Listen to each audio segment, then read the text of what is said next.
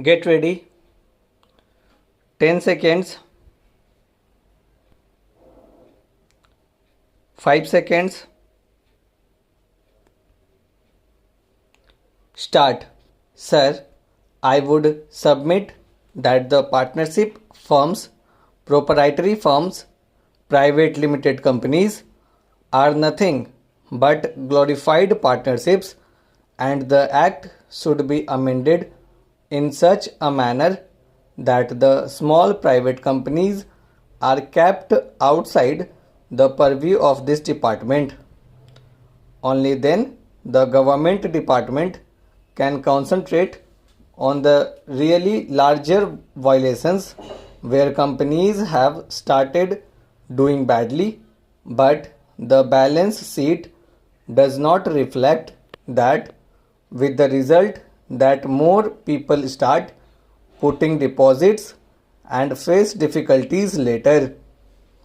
There are investment companies about which the people do not know, and they do not know whether they have the approval of the Reserve Bank of India or not, and by the time the government machinery acts, a large number of people find themselves duped by these companies, and these companies cannot be stopped unless the company law department is vigilant.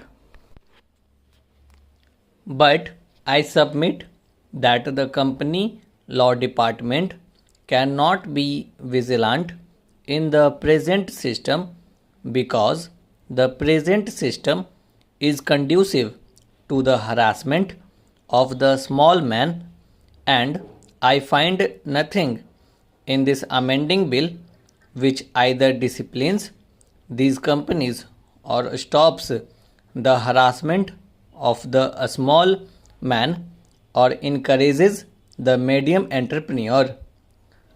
Therefore, this bill should be rejected, and my submission to the minister through you is that if now this is referred to a select committee, at least all those of us who are interested in it can give a specific suggestions. The objective is quite clear. The government wants to rationalize the whole thing. The government wants to make the Companies Act effective, and the social objectives of the government are shared by all of us, and there is no dispute about it. But look at the provision regarding abridging the balance sheet, giving less information to the shareholders on the accounts. Why should the annual report contain, according to this bill, information on conservation of energy and technology observation?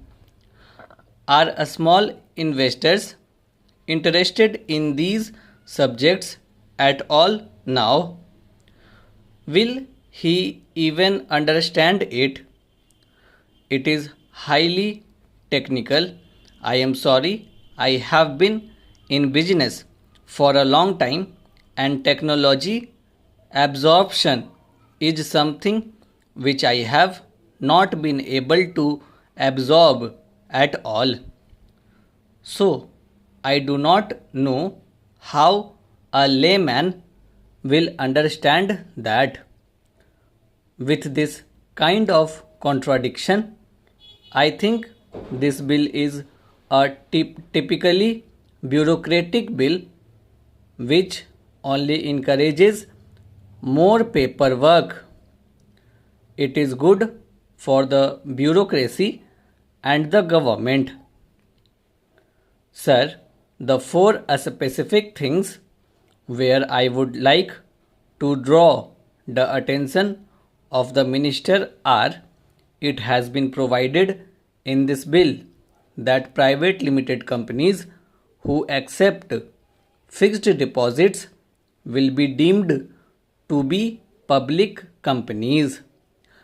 Now, I see an amendment has come that this will not apply to companies getting deposits from relatives, but I venture to say that there are a small family companies which can raise deposits from their own friends and associates. Why should they become public companies? They are not getting money from the public in the wider sense. If they are getting loans, they are a small loans from commercial banks against securities. But bringing or by roping in all these companies, really what we are doing is that we are not applying the law to these companies but allowing law to become ineffective in the case of big companies, and this is precisely what is happening. For instance, in Mumbai or Calcutta, there are big corporations, companies which deserve to be closely monitored whether they are following the Companies Act or not. This cannot be done, howsoever great our desire may be, with a limited number of staff, and every year we probably can go on increasing the personnel in the company law department.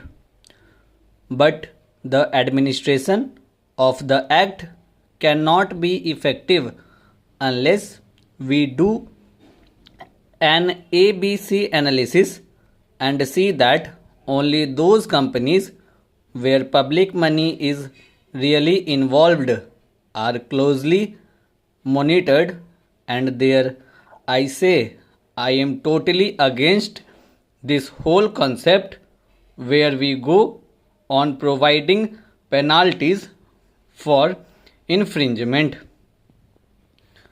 Penalty should act as a deterrent. How far are we able to deter the large companies from violating the law? Here I see a very strange amendment that in the case government does not approve the managing director's appointment, the managing director will be fined rupees 500 per day for the number of days that he refuses to vacate the office. I do not understand this logic. The law should be that government has not approved the managing director's appointment, and the managing director should therefore have vacated the office from the moment government has disapproved of it. But to provide a penalty of a few hundred rupees in the event of his continuing in office for the period when government had disapproved the appointment is very strange.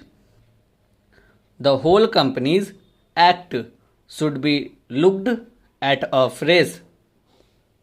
There should be a select committee, or the honorable minister can on his own bring a motion for a joint committee of both houses. Nothing will be lost if this bill is not passed immediately. The bill should be made thorough. Stop.